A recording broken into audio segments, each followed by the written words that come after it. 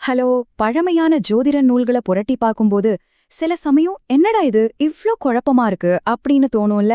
ஆனா அந்த பழைய வார்த்தைகளுக்குள்ள ஒளிஞ்சிருக்கிற ரகசியங்களை சரியா புரிஞ்சுக்கிட்டா வாவ், அது நிஜமாவே ஒரு பெரிய ஆச்சரியம்தாங்க. இன்னைக்கு நாம பார்க்க போற இந்த டீப் டைவ் பகுப்பாய்வுல ஒரு மாபெரும் பிரபஞ்ச ரகசியத்தை நாம டீகோட் பண்ண போறோம். அதுதான் திருவாதிரை, அதாவது ஆர்த்ரா நட்சத்திரத்தோட குறியீடுகள். ரொம்பவே பழமையான, அதே சமயம் ஏகப்பட்ட விஷயங்களை தனக்குள்ள வச்சிருக்கிற இந்த நட்சத்திரத்தோட ஆழமான அர்த்தங்களை இன்னைக்கு நாம முழுமையா அலச போறோம். நாம எடுத்துக்கிட்ட மூல தகவல்கள் பாக்குறதுக்கு ஒண்ணுக்கொன்னு சம்பந்தமே இல்லாத மாதிரி தெரிஞ்சாலும் அதுக்குள்ள ஒரு பிரம்மாண்டமான பிரபஞ்ச பின்னல் இருக்கு. சரி வாங்க அந்த ரகசியத்தை டீகோட் பண்ணலாம். ஓகே, நேரடியா விஷயத்துக்குள்ள போயிடலாம். சிவபெருமான், ஒரு நாய்க்கடி, அப்புறம் ஒரு ஜெராக்ஸ் மெஷின். இந்த மூணுக்கும் என்னங்க சம்பந்தம் இருக்க முடியும்? கேட்கறதுக்கே ரொம்ப விசித்திரமா இருக்குல்ல. ஆனா இன்னைக்கு நாம ஆராய போற அந்த பழமையான மூல தகவல்கள்ல இந்த மூணுமே ஒரே நட்சத்திரத்தோட கட்டுப்பாட்டுல வரதா சொல்லப்பட்டிருக்கு. எப்படி சம்பந்தமே இல்லாத இவ்வளவு முரண்பாடான விஷயங்கள் ஒரே புள்ளில வந்து இணையுது அப்படிங்கிறது தான் நாம இங்க கவனிக்க வேண்டிய மிக சுவாரஸ்யமான விஷயம். இந்த விசித்திரமான நீளமான பட்டியலை பத்தி பேசுறதுக்கு முன்னாடி நாம் ஒரு முக்கியமான வார்த்தைய புரிஞ்சுக்கணும். அதுதான் காரகத்துவங்கள். வேத ஜோதிடத்துல காரகத்துவங்கள்னா என்னன்னா, ஒரு கிரகம் அல்லது நட்சத்திரத்தோட தொடர்புடைய குறியீடுகள், தன்மைகள் அல்லது அதை ரெப்ரசென்ட் பண்ற விஷயங்கள். சிம்பிளா சொல்லணும்னா அதோட டிபார்ட்மெண்ட்ஸ். இன்னைக்கு நாம பார்க்க போற அந்த மாபெரும் பட்டியல் திருவாதிரை நட்சத்திரத்தோட காரகத்துவங்கள் தான். இந்த ஒரு வார்த்தையை நீங்க மைண்ட்ல ஏத்திக்கிட்டா போதும், இனி வரப்போற ஒவ்வொரு விஷயமும் உங்களுக்கு ரொம்பவே ஈஸியா தெளிவா புரிய ஆரம்பிக்கும். இவ்ளோ பெரிய டேட்டாவை பார்த்து மலைச்சு போக வேண்டாம். உங்களுக்கு ஈஸியா புரியணுங்கிறதுக்காக இதை நாம 5 சுவாரஸ்யமான பகுதிகளை பிரிச்சிருக்கோம். 1. திருவாதிரின் ரகசியம். 2. தெய்வீகம் மற்றும் ஆன்மீகம். 3. உடல்நலம் மற்றும் மருத்துவம். 4. பொருட்கள் மற்றும் இயற்கை. அப்புறம் 5. ஆபத்து மற்றும் உருமாற்றம். அவ்வளவுதான், ரொம்ப சிம்பிள். சரி, முதல் பகுதிக்குள்ள போலாம். பகுதி 1. திருவாதிரையின் ரகசியம். தி இன்ஃபினைட் வீவர், அதாவது முடிவற்ற பின்னல். இதுல ரொம்ப சுவாரஸ்யமான விஷயம் என்ன தெரியுமா? அந்த மூல நூல்ல சொல்லப்பட்டிருக்கிற முரண்பாடுகளை கொஞ்சம் கவனிச்சு பாருங்க. ஒரு பக்கம் பாத்தீங்கன்னா பிரபஞ்சத்தோட உச்ச சக்திகளான சிவபெருமான், பிரம்மாண்டமான இமயமலை, கங்காதேவி, இப்படிப்பட்ட பெயர்கள் இருக்கு. அப்படி இன்னொரு பக்கம் பார்த்தா நாம டெய்லி யூஸ் பண்ற ரொம்ப சாதாரண பொருட்களான ஒரு பிரிண்டர், பிளாஸ்டிக் பக்கெட், அப்புறம் தெருக்கோடியில இருக்கிற ஒரு பஞ்சர் கடை. நினைச்சு பாருங்க, இவ்ளோ பெரிய பிரபஞ்ச சக்திக்கும் சாதாரண மனித பயன்பாட்டு பொருட்களுக்கும் இடையில ஒரு பாலமா இந்த நட்சத்திரம் செயல்படுதுங்கிறது இது எவ்ளோ சூப்பரா காட்டுதுங்கிறது. இப்ப நாம பகுதி 2க்கு வந்திருக்கோம். தெய்வீகம் மற்றும் ஆன்மீகம், கடவுளும் கோயில்களும்.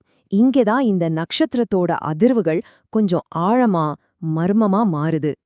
இந்த நட்சத்திரத்தோட தெய்வீக குறியீடுகள்னு பார்த்தா சிவபெருமான், பிரபஞ்ச நடனமாடுற நடராஜர், லிங்கம், ருத்ரன் இவங்கெல்லாம் சொல்லப்பட்டிருக்காங்க.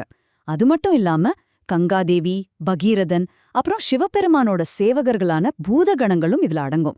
ரொம்ப ஆச்சரியமான விஷயம் என்னன்னா, புனித தலங்கள்னு வரும்போது சிதம்பரம், இமயமலை போன்ற இடங்களோடு சேர்ந்து மசூதியும் இதுல குறிப்பிடப்பட்டிருக்கு. இது அதோட பன்முகத்தன்மைய, டைவர்சிட்டிய காட்டுதில்ல. ஒலிகள் எடுத்துக்கிட்டா கூட கோயில் மணியோசையில ஆரம்பிச்சு ஒரு விதமான ரீங்காரம், அதாவது அந்த ஹம்மிங் சவுண்டு கூட இந்த நட்சத்திரத்தோட ஆதிக்கத்துல தான் வருது. இந்த இடத்துல நாம ஒரு நிமிஷம் நின்னு கவனிக்க வேண்டிய ஒரு ஸ்பெஷலான குறியீடு இருக்கு. அதுதான் சந்திரபிறை. பிரபஞ்ச வானியலா இருந்தாலும் சரி, சிவபெருமானோட புராண கதைகளா இருந்தாலும் சரி, இந்த பிறை நிலவு மிக முக்கியமான ஒரு அடையாளம். அந்த பழைய குறிப்புகள்ல ரொம்ப தெளிவா சொல்லப்பட்டிருக்கிற இந்த ஒற்றை குறியீடு காலத்தோட சுழற்சியையும் மனதோட அமைதியையும் ஒட்டுமொத்தமா குறிக்குது. ஓகே, அடுத்து பகுதி 3. உடல் நலம் மற்றும் மருத்துவம். இந்த நட்சத்திரத்தோட எனர்ஜி மனித உடல்ல ரொம்பவே துல்லியமான, நேரடியான ஒரு தாக்கத்தை ஏற்படுத்துது. அது என்னன்னு பாப்போம். மனித உடல்ல திருவாதிரையோட ஆதிக்கம் ரொம்ப ரொம்ப ஆக்கிரேட்டா இருக்கு. இது மனித தலை, கழுத்து இந்த பகுதிகளை குறிக்குது. அப்புறம் உணர்ச்சிகளின் வெளிப்பாடான கண்ணீர், கண், நாம பேச உதவுற குரல் வளை, அதாவது லாரிங்ஸ், குடல், இது எல்லாமே இதுக்குள்ளதான் வருது. இது எல்லாத்தையும் விட ஒரு ஆச்சரியமான விஷயம் சொல்லட்டுமா? நாம ரொம்ப சோர்வா இருக்கும்போதோ இல்ல நிம்மதியா இருக்கும்போதோ விடுவோம்ல ஒரு பெருமூச்சு, அந்த டீப் பிரீத் கூட இந்த நட்சத்திரத்தோட குறியீடா பதிவாயிருக்கிறது உண்மையிலே ரொம்ப ஃபேசினேட்டிங்கா இருக்கு. இது எவ்வளவு பிரமாதமா விளக்குதுன்னா இந்த நட்சத்திரம் வெறும் நோய்களை மட்டும் குறிக்கலங்க, அதுக்கான மருத்துவ தீர்வுகளையும் சேர்த்தே குறிக்குது. எப்படின்னு பாக்குறீங்களா? ஒரு பக்கம் தோல் நோய், புற்றுநோயின்னு இருந்தா அதுக்கு இணையா இஎன்டி மருத்துவர்களும் குறிப்பிடப்பட்டிருக்காங்க. நாய்க்கடி, செப்டிக் ஆகுறது போன்ற காயங்களுக்கு தீர்வா ஆபரேஷன் பண்றது, தையல் போடுறதுன்னு லிஸ்ட் போகுது. அதே போல வாந்தி, ஜுவரம், மயக்கம் இதுக்கெல்லாம் குளோரோஃபார்ம் இன்ஜெக்ஷன் நவீன மருத்துவ குறியீடுகளும் அதே மூலநூல்ல பட்டியலிடப்பட்டிருக்கிறது தான் இதோட மாபெரும் ஸ்பெஷாலிட்டி. எவ்வளவு பர்ஃபெக்ட் பேலன்ஸ் பாத்தீங்களா? அடுத்தது பகுதி 4, பொருட்கள் மற்றும் இயற்கை. இந்த செக்ஷன்ல நீங்க உண்மையிலே ரொம்ப ஆச்சரியப்பட போறீங்க. ஏன்னா நம்ம அன்றாட வாழ்க்கையில பாக்குற பொருட்களோட ஒரு விசித்திரமான கலவை இங்க காத்துக்கிட்டு இருக்கு. இந்த பட்டியல பாக்கும்போது லைட்டா தலை சுத்துதல்ல. ஒரு பக்கம் பார்த்தா கம்ப்யூட்டர், ஜெராக்ஸ் மிஷின், கேபிள்னு நவீன தொழில்நுட்ப பொருட்கள். அப்படியே நேர்மாறா மின்னல் மற்றும் மின்சாரம், கத்திரிக்கோள், ஸ்பிரிங் கட்டில், சோஃபான்னு வீட்டு உபயோகப் பொருட்கள் ஒரு பக்கம்னா, மூங்கில், அருகம்புல்னு இயற்கை தாவரங்கள் இன்னொரு பக்கம். வயலின், வீணை, பிடில்னு இசை கருவிகளுக்கு பக்கத்திலேயே நாம எல்லாரும் விரும்பி சாப்பிடுற மெதுவடை, பூண்டு, வெங்காயம் இதெல்லாம் கூட இடம் பிடிச்சிருக்கு. சீரியஸா இந்த நட்சத்திரம் எதையுமே விட்டு வைக்கல அப்படிங்கிறது தான் இதுல இருக்கிற ஃபன் எலிமெண்ட். இப்போ நாம இறுதி பகுதிக்கு வந்துட்டோம். பகுதி 5, ஆபத்து மற்றும் உருமாற்றம். இருண்ட பக்கங்கள். கொஞ்சம் சீரியஸான, அதே சமயம் ரொம்ப பவர்ஃபுல்லான ஒரு பகுதி இது. இதுல நாம புரிஞ்சுக்க வேண்டிய லாஜிக் என்னன்னா, இந்த நட்சத்திரம் மனித வாழ்க்கையில வீசுற புயல்களையும் குழப்பங்களையும் ரூல் பண்ணுது. எதிரிகள், பொய் சாட்சி, சம்பந்தமே இல்லாம வீண் பழி சுமக்கிறது, ஒரு நபர் காணாம போறது அல்லது ஏதோ ஒரு வலையில சிக்குவது, இப்படிப்பட்ட மிகப்பெரிய நெருக்கடிகளை இது குறிக்குது. கள்ளக்காதல், சூது, சுடுகாடு, விபத்து, அப்புறம் தாங்கிக்க முடியாத ஏமாற்றம், இப்படிப்பட்ட வலி மிகுந்த அனுபவங்களும் இந்த பட்டியல்ல இருக்கு. ஆனா இது எல்லாமே ஒரு மனிதனை சும்மா அழிக்கிறதுக்காக இல்ல, அவங்கள மனதளவுல உடைத்து ஒரு மிகப்பெரிய உருமாற்றத்திற்கு, அதாவது ஒரு டிரான்ஸ்ஃபர்மேஷனுக்கு தயார்படுத்துற நிகழ்வுகள். அந்த மூல குறிப்புகள்ல ரொம்ப அழுத்தமா எந்த ஒளிவு மறைவும் இல்லாம பதிவு செய்யப்பட்டிருக்கிற ஒரு வார்த்தை தூக்கு கயிறு மற்றும் தற்கொலை. இது மனித வாழ்வோட உச்சக்கட்ட விரக்தியையும் திடீரென நிகழும் அழிவையும் குறிக்கிற ஒரு நேரடி குறியீடு. ஆனா கவனிங்க, அழிவும் சரி, இருளும் சரி, அதுவும் இந்த பிரபஞ்ச சுழற்சியோட ஒரு அங்கம்தான் அப்படிங்கறத இந்த நட்சத்திரம் நமக்கு ரொம்ப ஸ்ட்ராங்கா நினைவூட்டுது.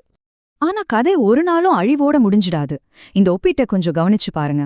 நிரபராதி குற்றவாளி ஆகுதல் அப்படிங்கிறது ஒரு மனிதன் சந்திக்கக்கூடிய மிகப்பெரிய சோதனை. ஆனா அதே மூலநூல்ல எதிரிய ஜெயித்தல் அப்படிங்கிறதும் ரொம்ப தெளிவா குறிப்பிடப்பட்டிருக்கு.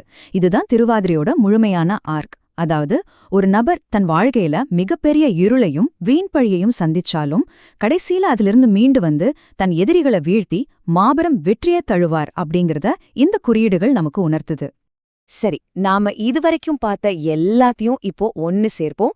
ஒரு நாய்க்கடி, ஒரு ஜெராக்ஸ் மிஷின், வானத்துல தோன்ற சந்திரப்பிறை, ஒரு இஎன்டி மருத்துவர், இப்படி சுத்தமா தொடர்பே இல்லாத மாதிரி தெரிஞ்ச அத்தனை விஷயங்களும் தி இன்ஃபைனைட் வீவர் அப்படின்னு சொல்லப்படுற இந்த பிரபஞ்சத்தால ரொம்ப நேர்த்தியா பின்னப்பட்ட நூல் இலைகள் தான் அப்படிங்கிறத இப்போ நீங்க கண்டிப்பா உணர்ந்திருப்பீங்க.